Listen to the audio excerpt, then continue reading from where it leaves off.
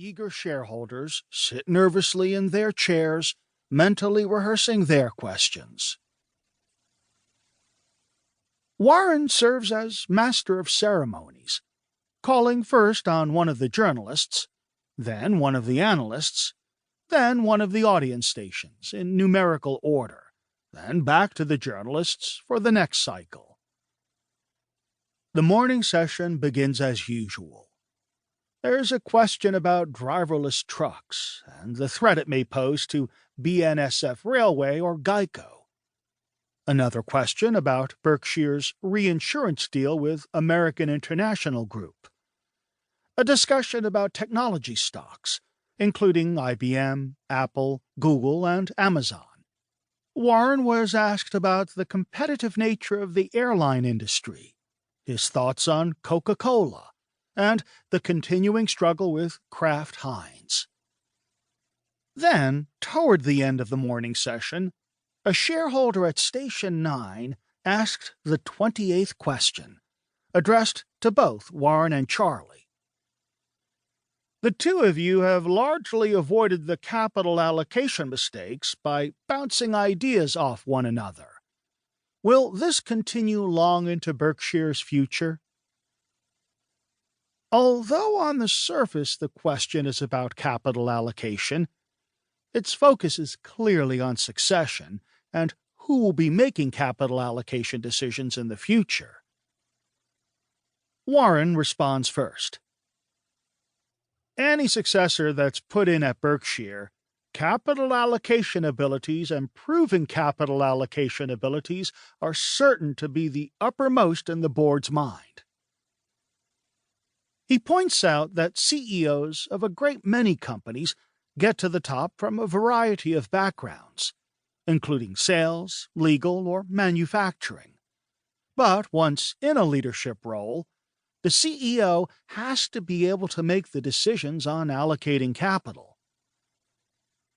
Berkshire would not do well if somebody was put in who had a lot of skills in other areas, but really did not have an ability to allocate capital. What he said next made me sit upright in my chair. Warren begins, I've talked about it as being something I call a money mind.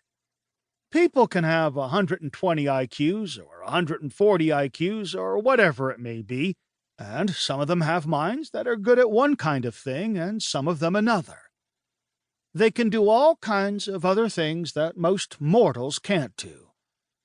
But I have also known very bright people who do not have money minds, and they can make very unintelligent decisions.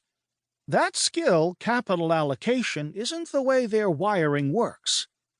So we do want somebody, and hopefully they've got a lot of talent, but we certainly do not want somebody if they lack a money mind. A money mind.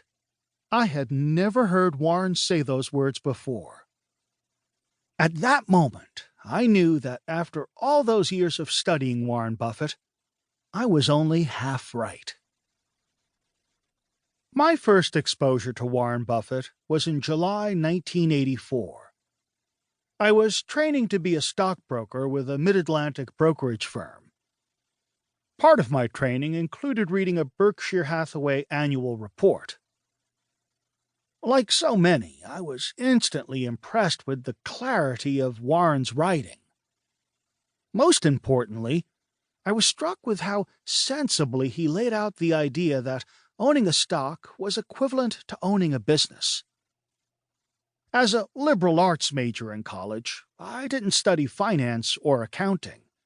So trying to understand stocks using rows of numbers and balance sheets and income statements did not come easy to me. But when Warren explained that stocks should be thought of as companies run by managers who sell products to consumers, suddenly everything made sense.